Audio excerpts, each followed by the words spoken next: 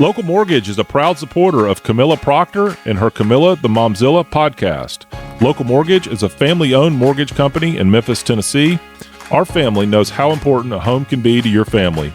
When it comes time to buying your first home, or if your family size has outgrown your current house, we have the experience and expertise to help you. On top of 50 years of combined experience, we also offer rates that are consistently below the national average, helping to make your new home more affordable. You can see current rates, calculate payments, and learn all about home buying at localmortgage.com. When you are ready, we are here.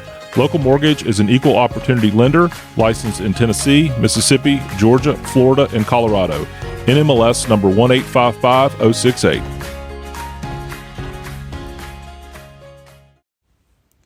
Are you thinking about buying or selling a home? Let's make it happen. My name's Emma, and I'm a real estate agent here in Memphis with Coldwell Banker Collins Murray, and I'm here to guide you every step of the way and would love to connect with you. Give our office a call at 901-259-8550, or you can reach out to me directly at 901-592-8149. I'd love to help you get started and help with all your real estate needs. Talk soon.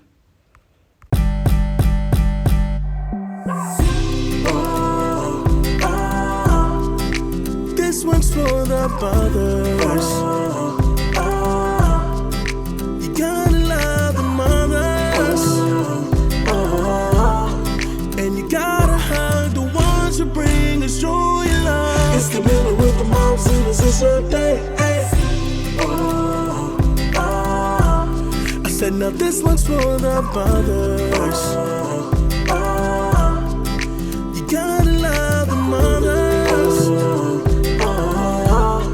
And you gotta hug the ones who bring us joy and love. It's Camilla with the MOMZILLA, it's your day. La la la. I feel really weird right now. I'm sitting in the dining room by myself talking to a camera. And my 3 kids are in the room watching Tangled. And so this probably won't last very long. I probably won't be able to actually do this. But oh my gosh, I'm so excited to be back. Welcome back to Camilla the MOMZILLA. I was supposed to do this first episode with my mom, but when we were supposed to do it, we got the flu/COVID/stomach bug. I don't really know what we had, but it was insane and lasted for 2 weeks. And I know the whole country was going through it. So 2 weeks went by, and then when we were better, and then my parents got it. So we didn't get to do it, and then, my husband Wade said he was going to do it with me, and it just never happened. So here I am sitting right here talking to myself. So bear with me as I am going to be reading from my phone because I'm talking to myself. And and also I was going to, do my hair and do my makeup and look all cute, but this is better actually because this is real mom life. Greasy hair, you know how it is. Anyway, to those who are just now listening, welcome. To those who listen to season 1, as I would say, welcome back. I'm so excited. Wow, things have changed in 2 years. I took a 2-year break from this, and it's really just a hobby. It's therapeutic for me and hopefully for others as well. And I loved the feedback I was getting from people, and I gained a lot of friendships from it. And anyway, I took 2 breaks, pretty much 2 years off because I had my 3rd child. I think my last episode was my pregnancy announcement. And wow, just since I had my first over 5 years ago, being a mom of 3, or even just 1, but being a mom and then owning a business, it was really hard for me. It is really hard for me. And just being honest here, I got super behind with my editing. It was just taking me too long. I was doing too much, and it's hard for me to say no because I love my job, love my job.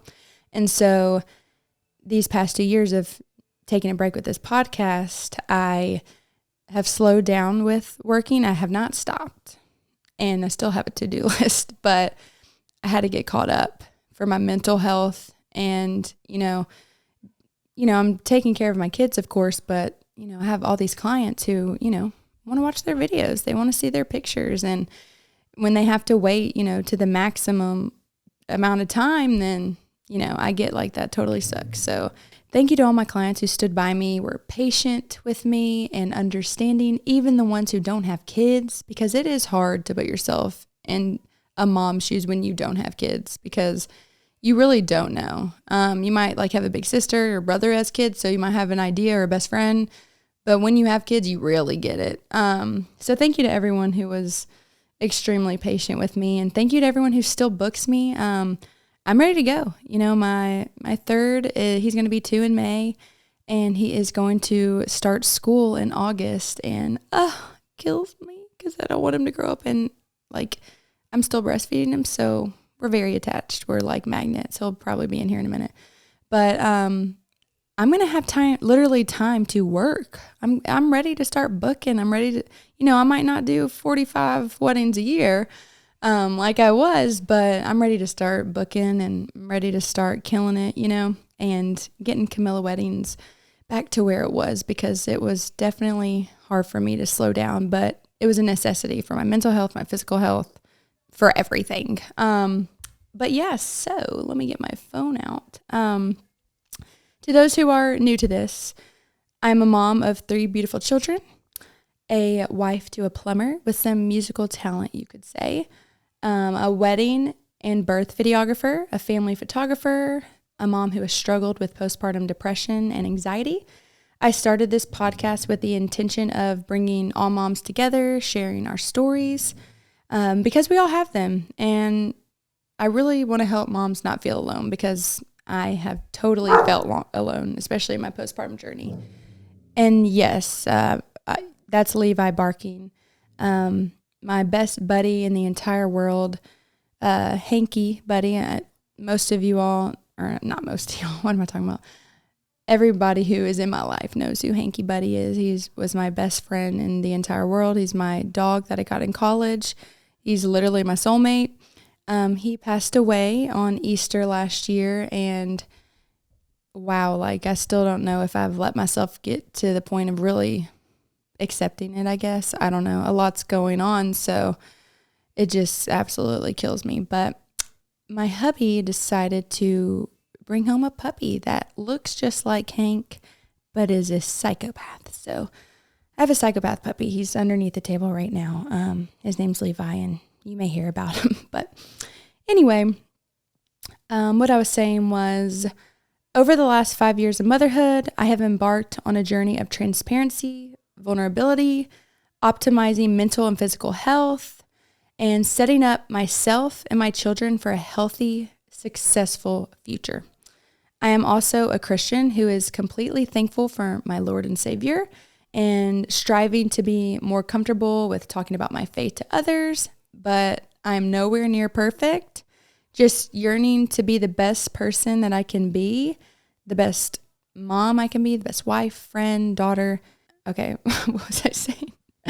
I really didn't want to have to edit anything. Maybe I won't, but here's real life. I grew up Catholic, and, I'm a Christian, and I would say I've always had a great relationship with God, and, say my prayers every night, but I've never been one to really dig deep and talk about it. Here comes John Henry, and talk about it. Hey, buddy.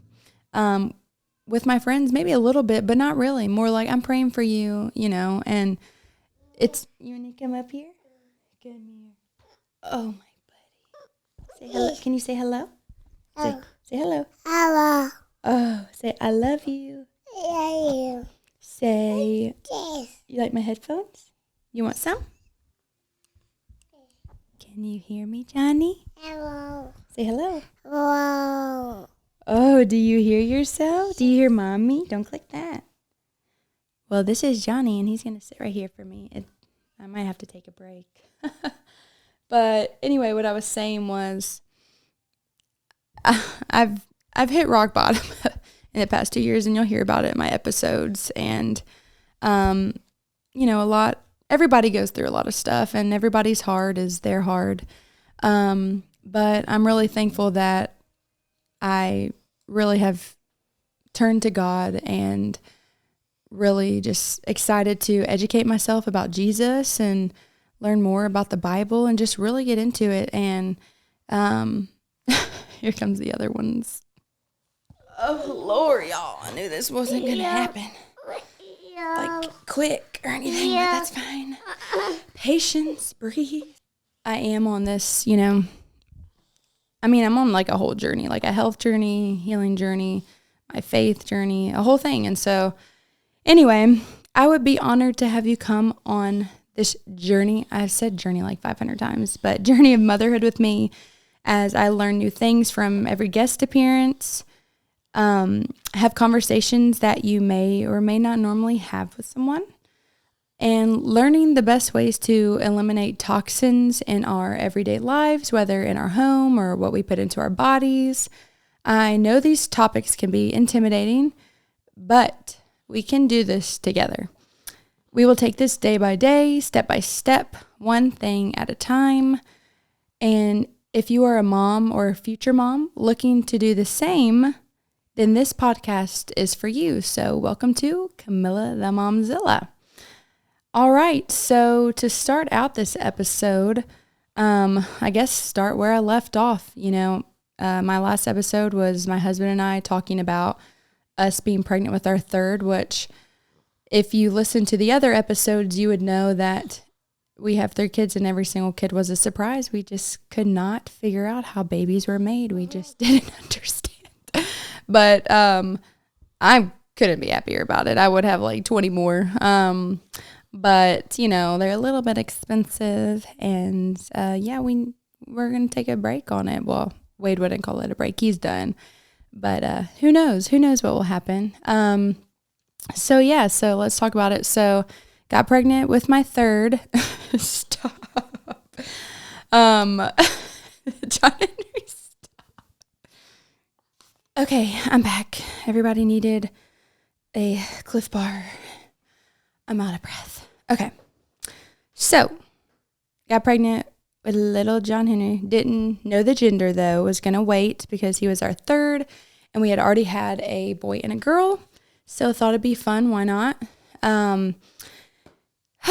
Literally out of breath. I wrote down on October 12th, severe pain and contractions. And I wrote, I can't enjoy this pregnancy. Worried baby won't make it. That's really sad that I wrote that down. But I was very stressed out at this time, was having a really hard time, with my business because I felt just the pressure of being so behind in the editing while continuously working. So continuously adding to my to-do list but barely getting time to edit this stuff. And this stuff takes time, especially when you really care about it. So it was hard to enjoy it because I was so stressed out, but I was in so much pain. He was so low and I just had so much pain down there. I don't think I really should have kept going to pelvic floor therapy. I did not think I was going to get pregnant again this quick, but my body, I don't feel like I gave it time to heal properly. And I didn't give myself time to rest. I just was constantly just, my muscles were on. Like it was just, constant stress, honestly. So I found out I had a subchorionic hematoma, which is like a blood clot. And apparently, like after talking to a lot of moms had this, and some people had it and didn't even know they had it. The doctor didn't even tell them. I had it and didn't know about it, but my next ultrasound, it was getting bigger and bigger. And, usually it gets smaller and then disappears on its own, but mine kept getting bigger and bigger. And if you looked at the ultrasound, it looked like a grape with like a long string. This was underneath John Henry. So I was in a lot of pain. I had that, and that was very scary. I talked to another mom, who her daughter's in Chess's class, and with her daughter, she had to be bedridden for months, and the stress was unbearable of that for me. I cannot be bedridden. I have 2 kids, and I'm a videographer with weddings. Like, can't reschedule a wedding. So it was a lot of stress for me about that too. And, I'm like reading this and thinking like, like it was just such a hard time, and I wish I wish I knew what I knew now so that I could have, I don't know, helped myself with the pain or with the positivity, or I don't know. So anyway, let's get back to my notes. So I wrote, I bled 4 times, and I had, the clot was still there. Contractions were like happening. Like I've always been able to feel my Braxton Hicks like from very early on with each kid. But I mean, this is really early on. This is like a month or 2 in, and I'm like having contractions that didn't feel like Braxton Hicks. Like it felt more severe. And it was because my body, I guess, was trying to get rid of that blood clot. It was 2.2 centimeters. Now I'm writing down my symptoms. Total TMI. So if you're like a dad or a dude listening to this, like you probably don't want to, but it says severe nipple pain. So weird. It was so weird. I remember I know like when you are pregnant, like that is definitely something common, but it was bad. Like I couldn't even like wear my shirts. Like it was so weird. I just remember being like, this is odd. Okay. So for like 3 appointments, my blood clot kept getting bigger. And so I was getting really scared I was going to get to that point of being bedridden. But on November 17th, it was finally gone. Like God answered my prayers because I had so many weddings booked and had to get those done.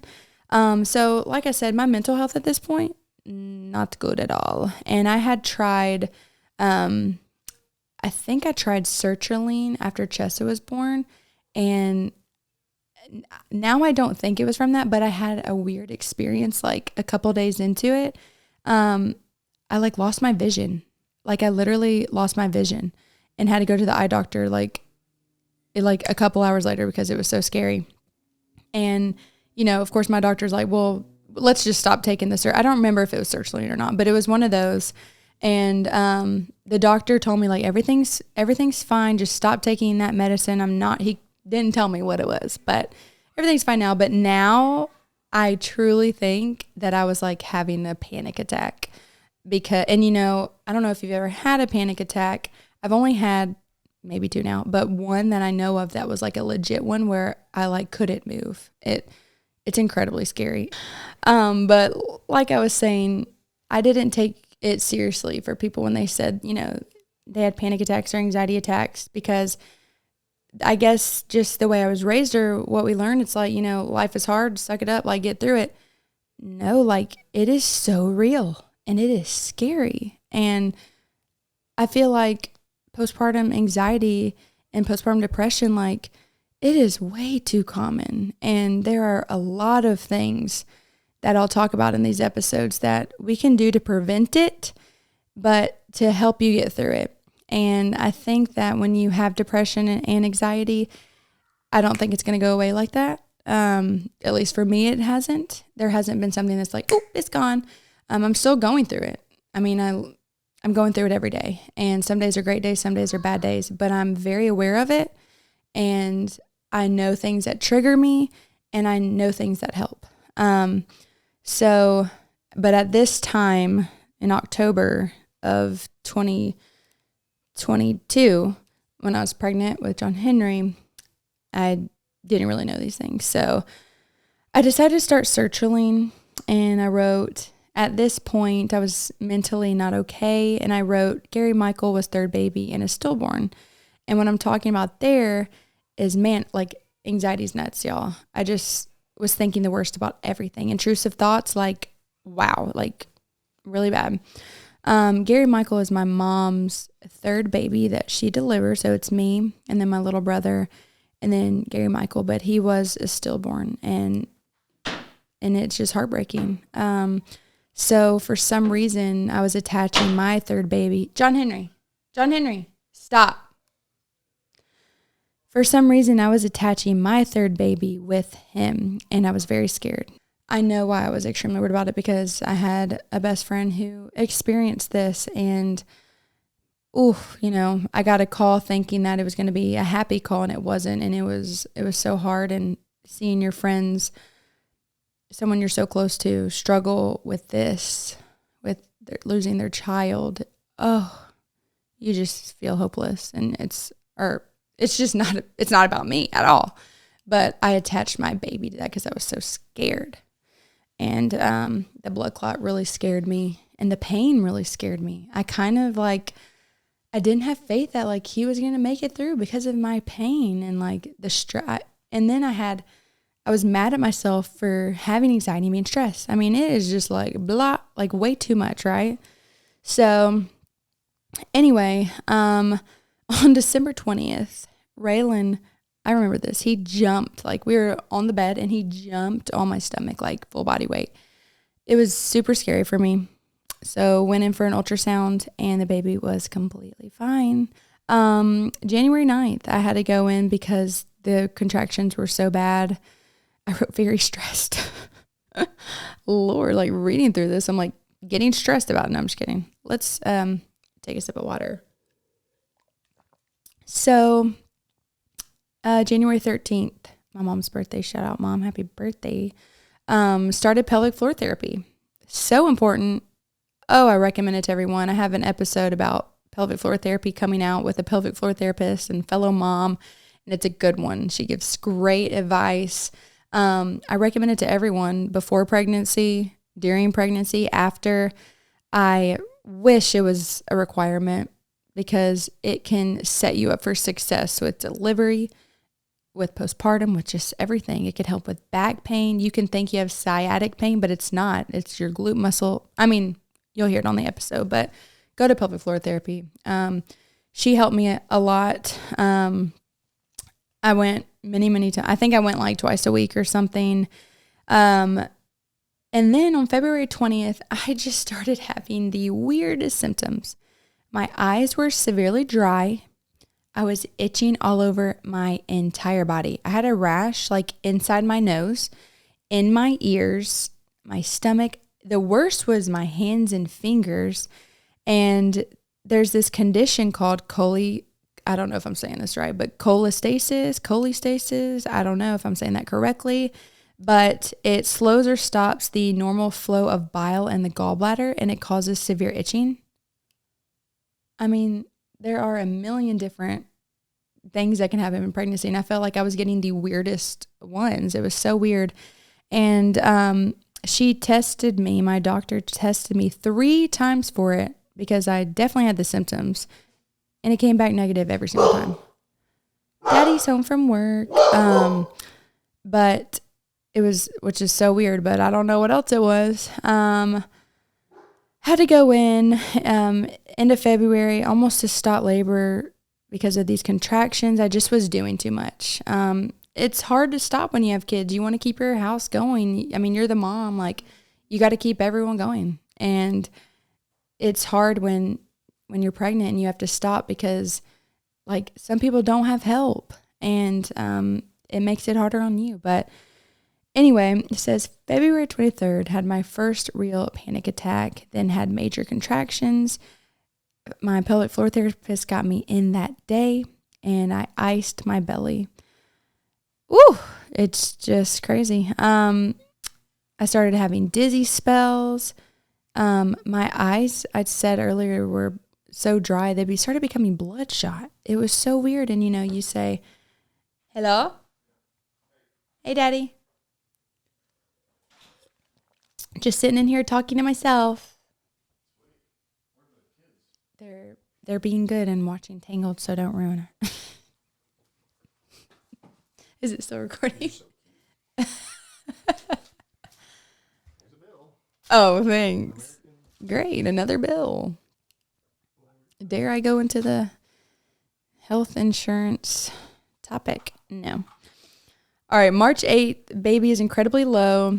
Went to pelvic floor therapy and was put on bed rest because of the contractions. I wasn't allowed to pick the kids up anymore, which if you've been in this situation, is really hard. But, if you can't pick up the kids anymore to save your third baby and yourself, then, you got to do what you got to do. March 9th, did a cervical check. I was 0.5 centimeter, which is normal for third pregnancy. I was a little worried because obviously that's a bit early, but he was so low. And she told me no more pelvic floor therapy until 35 to 36 weeks, just because things were, like too many contractions, too much stress. Like, let's chill. My OB is hoping that the baby can stay in for at least 2 more weeks, but obviously hoping longer. She put me on bed rest, told me no more picking up the kids, no bending down, no going up and down stairs. I literally have a second floor, and that's where I bathe the kids and put them to bed. This isn't really my story to tell. I just experienced like a traumatic thing that had to do with a newborn, like right in front of me. And I inserted myself in the situation to help because I think everyone else was in shock and didn't know what to do maybe. And I would do it all over again. I will help any mom. I will help any baby. But it kind of took a toll on me because I'm someone that like feels others' pain and trauma, and you can't take on everybody's trauma. And I'm working on that. But I think a lot of people feel that way. Even when you watch a TV show or something, you might take on that character's trauma and your body's like stressed out. It's not healthy. So this is pretty nuts right here. This is something that happened to me. I started taking baths because I felt like they helped calm me down. They helped relax me. I was doing it wrong though. Like contrast therapy is huge. Going from absolutely freezing to hot, absolutely freezing to hot. That is good for you. That is super good for your nervous system, anxiety, depression. I mean, all kinds of things. And I'm huge into cold plunges now, and I'm trying to get into the sauna, but I did not do this the right way. So I was just doing hot baths to chill out with Epsom salt. Y'all, I didn't measure the Epsom salt out, and I put way too much, and I literally overdosed on it. About 30 or so minutes later, after almost falling asleep, I jump up. My heart's racing. My chest is tight. I like can't breathe. I'm shaking. It was so weird. And I have whelps all over my body. I literally overdosed on Epsom salt. Measure your Epsom salt. Okay. I couldn't stop shaking. I'm just praying that our baby's okay and healthy, and I didn't just mess him up somehow. He was still moving though, but not as much as usual. So I was really scared. I checked my blood pressure and my heart rate, and they were normal. And, went into my next OB appointment, told her about it. And she's like, what? She probably was just like, God, you're crazy. Like, there's just so much. It just is too much. But yeah, so be careful when you take Epsom salt baths. Do it. It's good for you. But measure it out.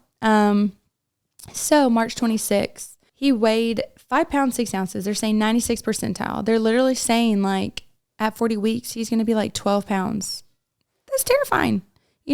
My first 2 were vaginal births, and definitely wanted him to be one, and that is pretty terrifying. So yeah, I was a little bit stressed out about that too, and it made sense because he was so low, but they're not always right in that. So just keep that in mind for when I get to that. Braxton Hicks are starting to get stronger. April 1st, filmed a wedding, a beautiful wedding.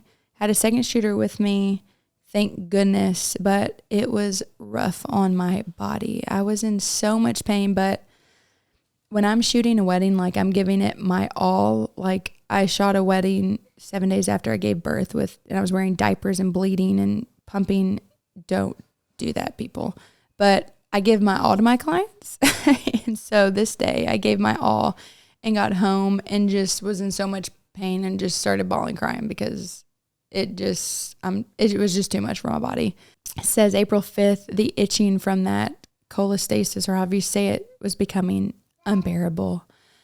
Oh, it was terrible. I remember that. Like, that is so weird. I've never had a friend have that either. I wonder if anybody else has. April 6th, I'm 34 weeks. The baby at this point is 7 pounds, at least we think. My doctor said that I can start doing internal work again next week since I'll be 35 weeks and really get me prepped for labor. And then I wrote down, this is, I guess, like my diary for this pregnancy. I wrote, I'm honestly terrified of a C-section, but trying to stay positive. I know God has a plan. God made our bodies for this. What I know now, I wish I knew then. I wish I didn't stress out about his size because our bodies are made to do this. And God has a plan, and with the proper preparation, like pelvic floor therapy and a great OB like I have, you can do this. And thank God for C-sections because, of course, there's situations where you have to have one. But I just personally was scared of it. Okay, I'll open it for you. April 13th, back in pelvic floor. April 14th, possible labor. Nope, false alarm. April 20th, dilated and 50% effaced, and then found out baby is not as big as we thought. I was in shock. I don't remember exactly what she said, but she said, no, your baby is not that big. And I was like, whoa, okay, well, that is good news, I guess. April 21st, lost the mucus plug. Go to May 2nd. I've been 1.5 centimeters for 3 weeks. That does happen. And then I get to May 6th and filmed a wedding 2 hours away with a second shooter. Thank goodness. Thank you, Shelby. Does sound pretty scary because I'm like 39. I think I was 1 day away from 40 weeks. You didn't like it? Oh, I'll eat it. Cereal's not the best thing, but organic cheddar cheese puffs. You do want this? Okay. There you go. You don't want it? Okay.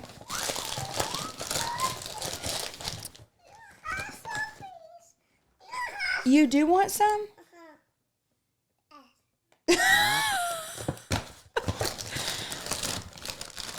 Okay, there you go. You hear this? You don't want it? No. Okay, you don't want it. Okay. You do want some? No. Do you want some of this? Do you want it in a bowl? Oh, we don't hit. Okay. You want to sit up here with me? Okay. What I was saying was the bride's mom was an OBGYN, and the bride herself was fixing to get accepted to a school to become an OBGYN. So I felt very comfortable. I was like, you know what? What a great story. What a great podcast episode that I'm filming a wedding and I'm giving birth and the bride and her mom are delivering the baby. That would be really painful and absolutely insane, and I'd ruin her day. So I'm glad that didn't happen. What is it, buddy? You gonna go get Ray Ray? Oh, you want some more milk? Y'all, okay. I really need a babysitter. Okay. So I knew it was time. I knew it was the day. I go outside. I'm like practically curb stomping out there in the grass, bouncing on my giant yoga ball or whatever. I don't know what it's called, that big bouncy ball. Wade and I call his parents over. My parents, they got the 2 kids, and we get in the truck, and we're heading there because my contractions were consistent at this point. Oh, my Lord. I guess like 5 minutes out from our house, I looked at Wade and I said, turn around. He's like, why? I said, it ain't happening. I haven't had one contraction in the car. And he's like, okay, because I knew we'd get there and then they'd send me back. So come back home. Of course, they start again. And I'm like, you know what? I'm just going to take a nap. And because like I just was, getting anxious and I was tired. And I knew that this could be long, so I needed to get some rest. So I took a nap. The contractions woke me up again. I was like, all right, we got to go. So got to the hospital. Get into the exam room. I don't know if that's what it's called, but the room where, they put the monitor on you and monitor your contractions. And she put the monitor on me, and I think you stay for 60, they monitor you for 60 minutes. So 30 minutes goes by, not one contraction. My luck. I was like, are you kidding me?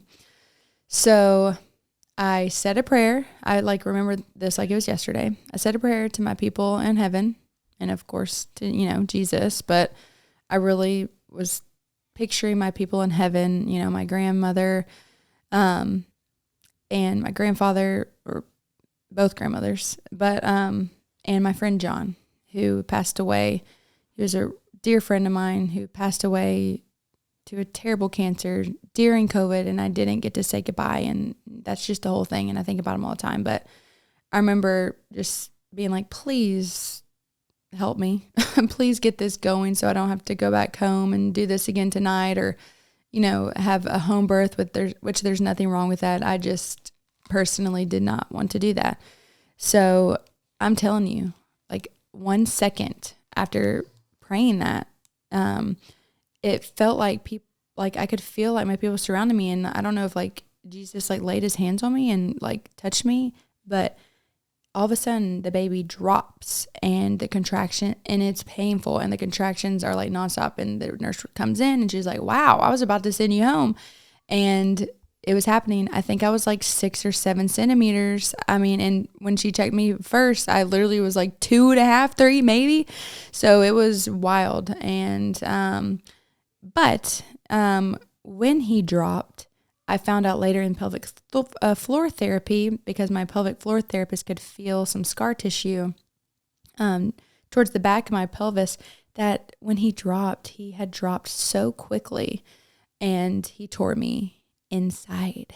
And, you know, no one knew that. I didn't know that, but that explains so, when she said it, I was like, wow, that makes me feel valid, because the pain was insane. Of course, childbirth hurts, but wow, this really hurt. And talking to the pelvic floor therapist, I actually had to talk to her today. I agree with her. She said, you know, I was all tensed up with this anxiety, and I prayed, and it was like my body just was like, all right, let go, let God, relax. And he just quickly dropped.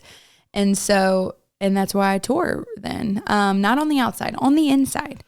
So anyway, we get into the doctor's office, and I got to say, like, you know, who you get at the hospital, like nurse, like who your nurses are, it's a game changer. So if you have friends, you know, in that field, tell them to hook you up like with a good person, or then be there for you. Of course, your doctor is so important, but I just lucked out. I just like talked and didn't even click record. So what I was saying was, I promise you, like no episode will be like this. Like my kids will not be here, and I know, like, y'all know mom life. But my kids will be at school, and John Henry's with his aunt during all my other episodes. So just too chaotic, and it's too hard to do this with them, and it's not their fault. But yeah, it's chaotic. But anyway, so, and my sister's like driving from Knoxville because she's supposed to film the birth, and she literally, that's 6 hours. She makes it. Right when she gets there, it's time for me to push pretty much. But I'm looking at the nurse, and I'm like, I really feel like I need to push. And she looks at me, she checks me. I'm almost 10 centimeters, and she's like, oh, I wish you didn't say that, because like when you feel that way, you can't, it's too late to get your epidural. And I'm like, and the epidural guy came in, and him and Wade are like talking about best friends, going to start a band together. I was like, oh, okay. So I'm like sitting there, and I tell myself, you know, I'm like talking to myself. And I'm like, okay, I'm going to practice push like we do in pelvic floor therapy. Next time I have a contraction, I'm going to try to push. Oh my Lord. Wow. The pain was incredible. It was terrible. It was the worst pain I've ever felt in my life. And so I knew at that point, you know, of course, if we were in a crazy situation, I would do it. I would hopefully get my baby out without passing out. But in the hospital about to get epidural, I was like, there's no way I can do this. And that sounds so negative. And to those who have natural births, you are freaking badasses. But I was torn inside, and I couldn't take it. And so she looks at the guy who's doing the epidural, and I'm so sorry, I can't remember his name, but he was so sweet. They look at each other, and they're like, all right, let's do this real quick. So she's like squeezing my IV bag to get the fluids in me, because I think you have to finish like a bag of fluids or something. He puts the epidural in me, and it wasn't immediate relief, but thank the Lord, it saved me. And so I'm feeling good. I'm feeling better. I still feel it a little bit, which I was okay with, because when you can feel a little bit of the contractions, you know what you're doing better while you're pushing versus not feeling anything at all. And so then I've never taken, my past 2 deliveries, I'd never, taken a nap. And whenever I film births, I recommend it to them. I'm like, if you have the chance now, take a nap, because you're going to need the rest, and you might not get to take, a nap for a long time. So I was like, all right, I'm going to take a nap. So I lay down, close my eyes. And all of a sudden I hear my doctor come in. I'm like, oh, it's okay. She's just going to check me, and then I'll take a nap. Well, she checks me. She's like, oh, it's time to push. And I'm like, oh my gosh. And, I don't know if I'm remembering everything correctly, but it was kind of like, whoa, I'm not ready for this. I was not ready. I don't know what it was. I don't know if it was nerves. Like, I did not feel like I was ready yet. We didn't know the gender, and I feel like I wanted to mentally prep for it. And we didn't have a boy name. We only had a girl name. Her name, if it was a girl, was going to be Lila Nell. my great grandmother's name is Nell. And my mom called her Mama Nell, and I loved that. And I just loved the name Lila. I think the first time I heard it was from like that football show, Friday Night Lights, and I just loved the name. It's a cute little Southern name. I wanted a double name because, I named Chessa Kate, and I wanted to call her Chessa Kate, but it never stuck. But I wanted Lila Nail. And if we had a boy, I really wanted him to be named Philip because that's Wade's first name. And I just thought it was a cute little simple, like old school name, but Wade refused. But I thought to myself, if it is a boy and he sees him and holds him, there's no way he can say no to Philip. So anyway, back to the story. She says it's time to push. I'm not ready, but here we go. I literally like inhale. And if you do pelvic floor therapy while you're pregnant and you're practicing pushing, that when you're inhaling, you're pushing down like towards your butt. And then when you exhale, it's like even more of a push. Like you never want to like breathe in your head and like have a red face. Like you're pushing down there. And which in the pelvic floor episode, she'll go over more with that. But I literally like inhaled, and like as I'm exhaling, he was already out. And I was just like not ready. I was like, I kind of like, as weird as this, I was like, I just thought maybe I'd be pushing for a couple more times. I wasn't ready. And she pulls him out, and I blacked out. I didn't black out, but like it was so surreal. And, she says, and the only reason I think I remember this is because of the video, but she says, "Oh, what is it, Wade?" And he's like, "It's a boy." But I like couldn't comprehend everything going on. I don't know what it was, hormones, epidural, I don't know. And she put him on my chest, and I just, in the video, I'm like bawling, crying. It looked so special, but I'm like looking at him, and I remember thinking in my head, like, is this the baby? Like, this is him? I don't know. It was so weird. And then I started thinking, do I not have a connection with my baby? I'm a terrible mom. I mean, how annoying is that? Like, that is just ridiculous. But I have friends who have felt this way before. Like, they felt like a weird connection, but then it came on later. The connection came later. But anyway, and then I started getting worried because his cry sounded weird and his breathing was a little weird. And anyway, he comes out. It's a boy. The first thing I noticed about him are his cute big ears. It was just adorable. But we have a boy, no name. And the first thing I do is put him on my boob because I was like, this is going to be successful. My first, it wasn't really successful. Second, we did incredible for 6 months, but I stopped at 6 months, and I wish I didn't. But I did. And this one, I was like, I want to, of course my goal is 6 months, but I'd like to go to a year. But also told myself, no pressure. Let's just do this successfully. And with everything I had learned, I was really confident, and I knew I need to get them on my boob quick. And you don't have to rush it. If they're not ready to be on your boob, of course, don't freak out. They will. It's instincts. What I did was I just laid him and had my nipple like on his mouth. And so they end up like, they say babies like crawl like towards the nipple. Like, it's absolutely amazing. I've witnessed it filming births, but he found it quick, and it was amazing. And that's really when my connection was like, oh, I got you. Like, I'm protecting you. And it was amazing. But then I don't really know what it was. I don't remember. Maybe Wade would remember, but something was going on with his breathing, and they told me that they needed to take him to, I don't know what the word is, watch him or monitor him. And I was so against that. Like bad, like everything in me was like, no, you're not taking my baby. But if that is what is best for him, okay. I just wish I could have gone. It just made me sick. It was terrible. And then I started thinking, I really suffer postpartum. I have postpartum depression. I have serious anxiety. Is this going to set me up for another terrible postpartum? So they take him, and I'm pretty upset, but my OB is so sweet and stays in there with me, and Wade's in there, of course, and my sister. And oh my gosh, I'm going to cry right now. I'm just PMSing. But they stay in there, and we just talk about what we're going to name him.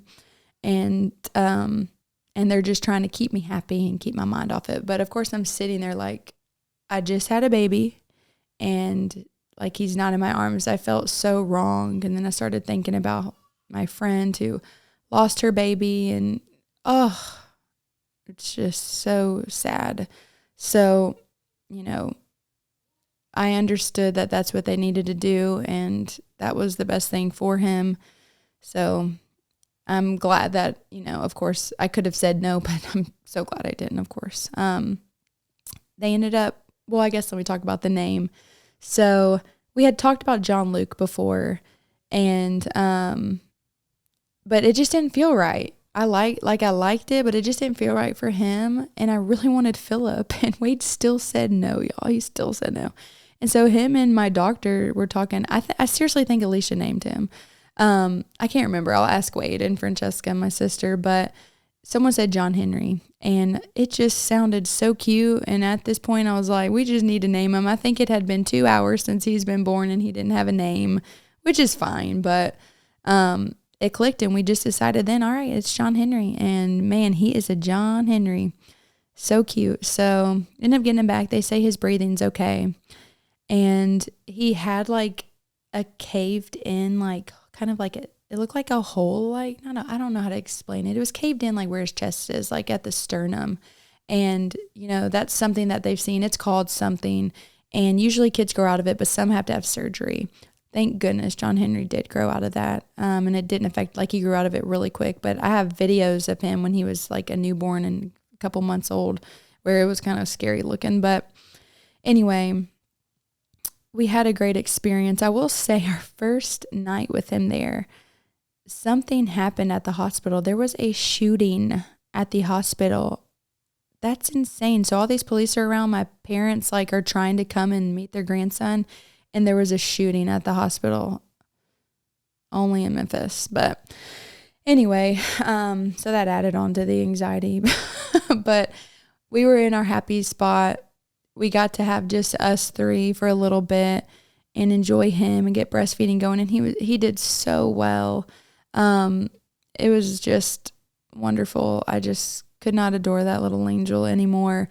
Next day, time for the kids to meet him. And I had seen, I think on a reel, like the best way to do it. And I totally agree with this.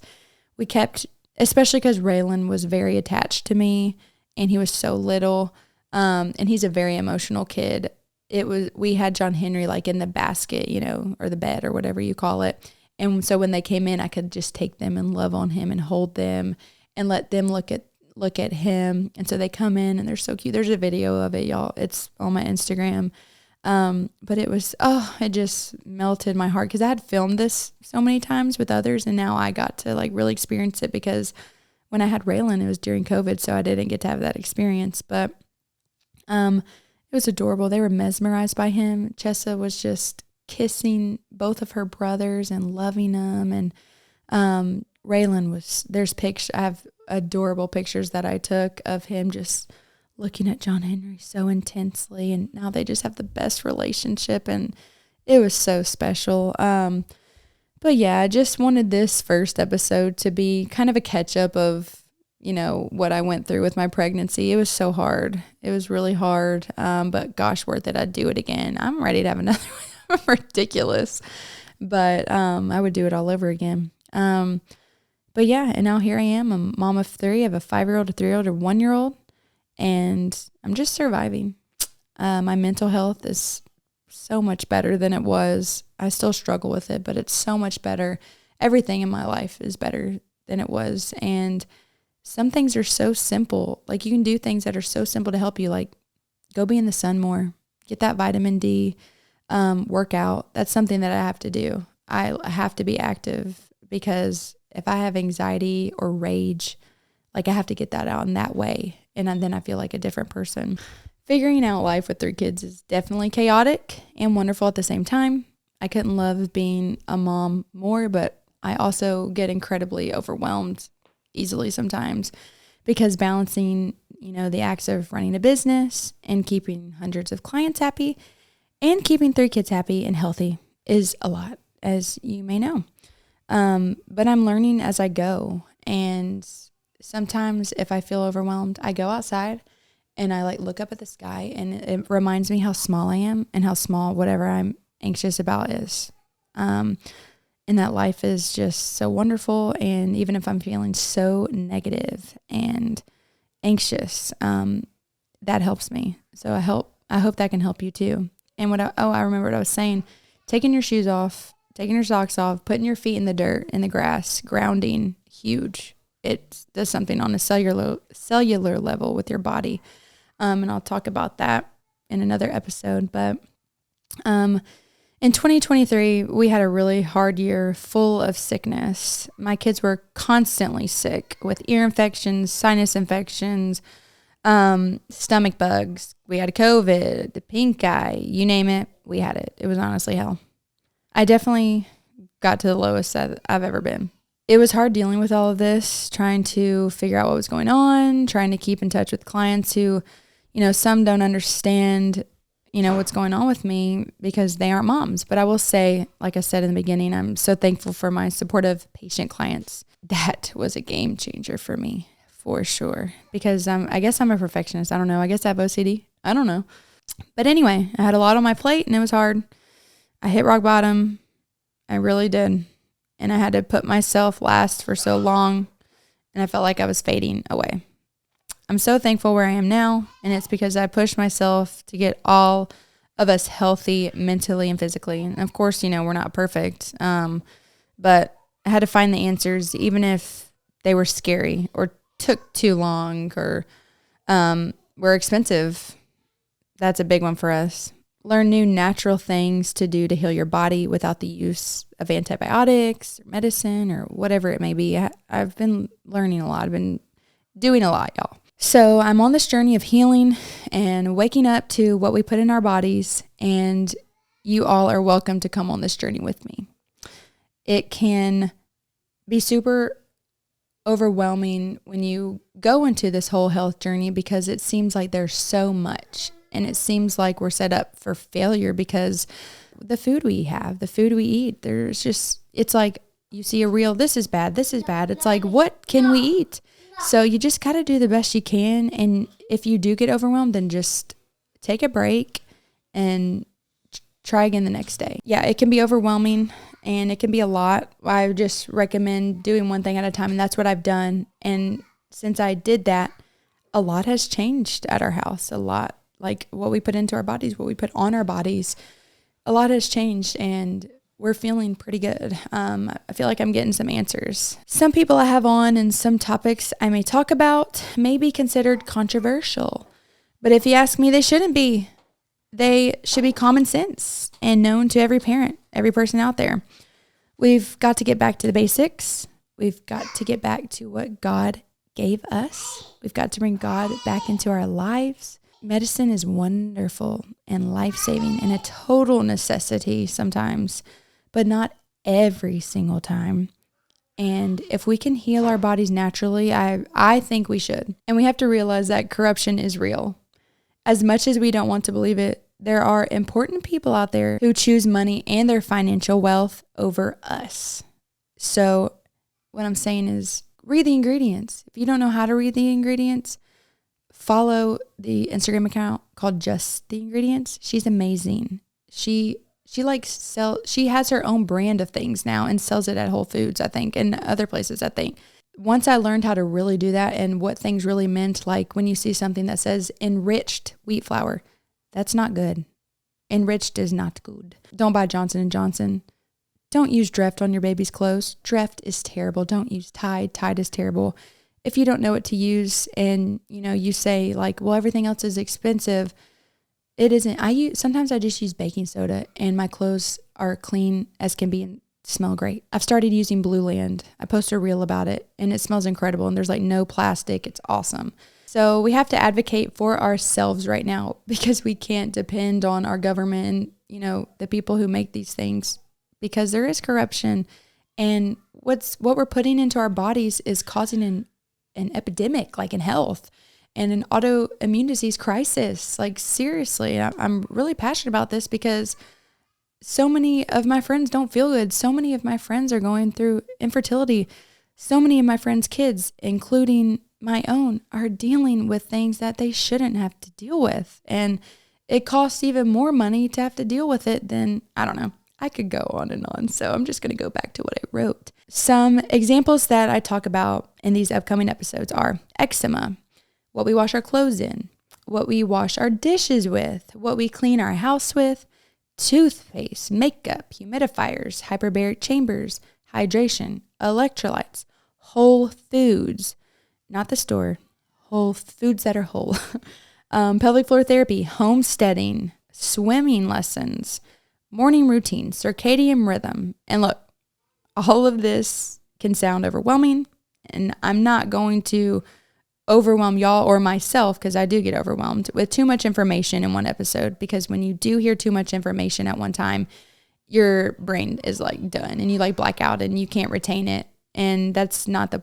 point of it. And I've realized about myself, I can't, if I'm reading a book and I'm like reading, but I don't even know what I'm reading, then I have to stop, because I want to learn. I want to do the best I can for my kids. I'm nowhere near in a financial situation to just throw everything in my house away and buy all new healthy things. I have just focused on one thing at a time, like I said, and I've learned it doesn't have to cost more money to make better and healthier decisions.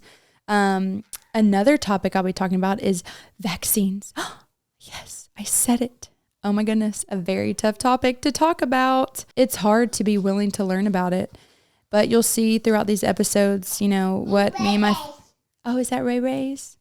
You will see what my family has been going through due to adverse reactions. I didn't even know what that was before. I had a terrible situation happen to me with a pediatrician, and like many other moms have. And since I've been trying to, help myself be brave enough to talk about this and open up about it, it's like becoming more common just in my friend group.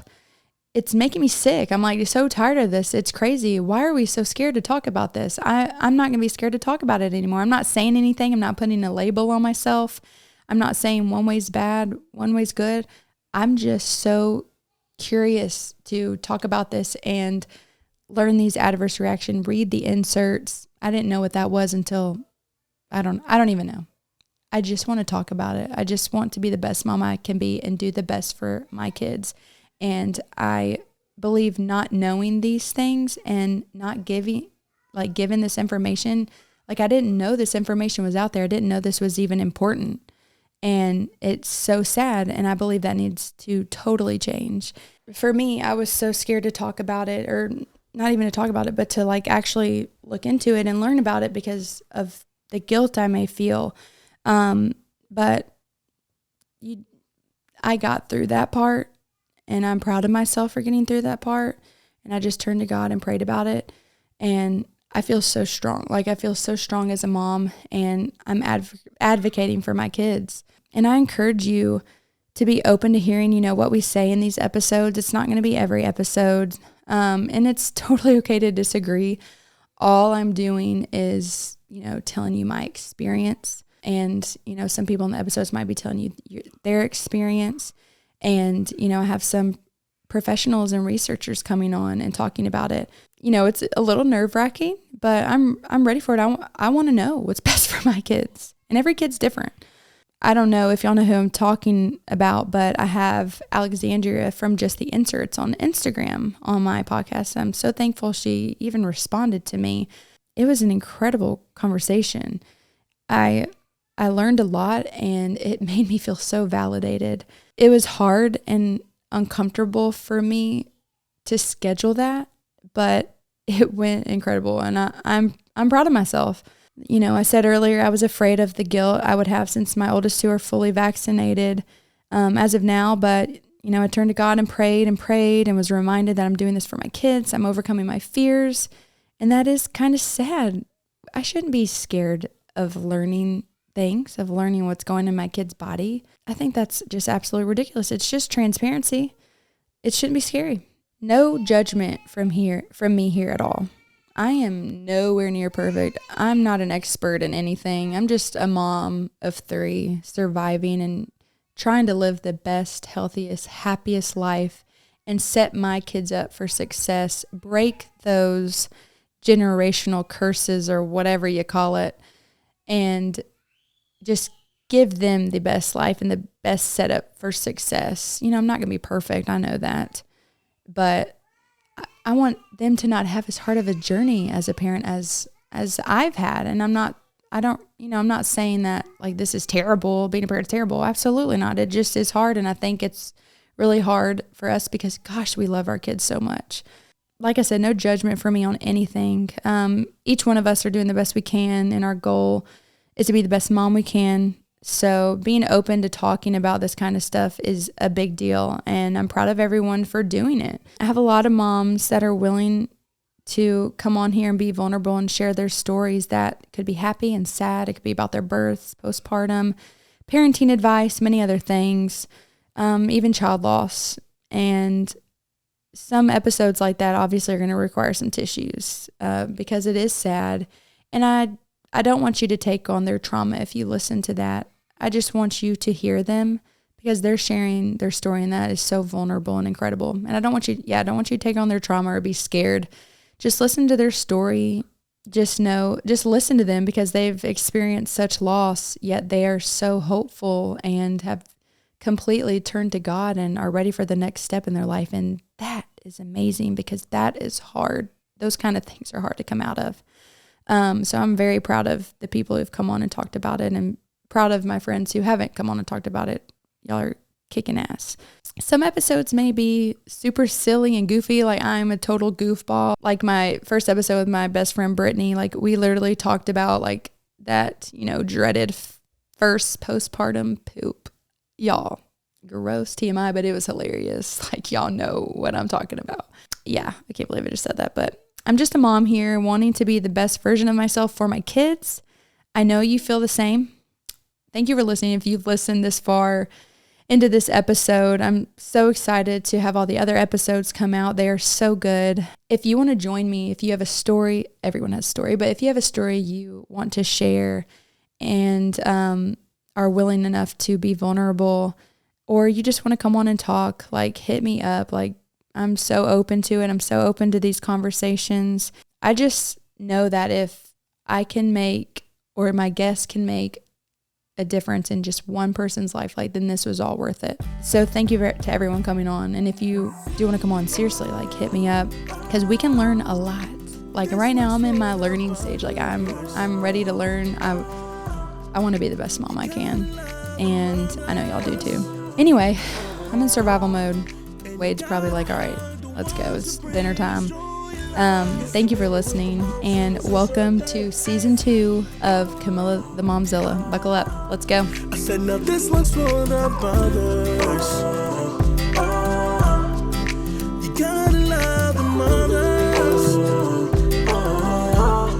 And you gotta hug the ones who bring us joy and love. It's Camilla with the MOMZILLA, it's your day.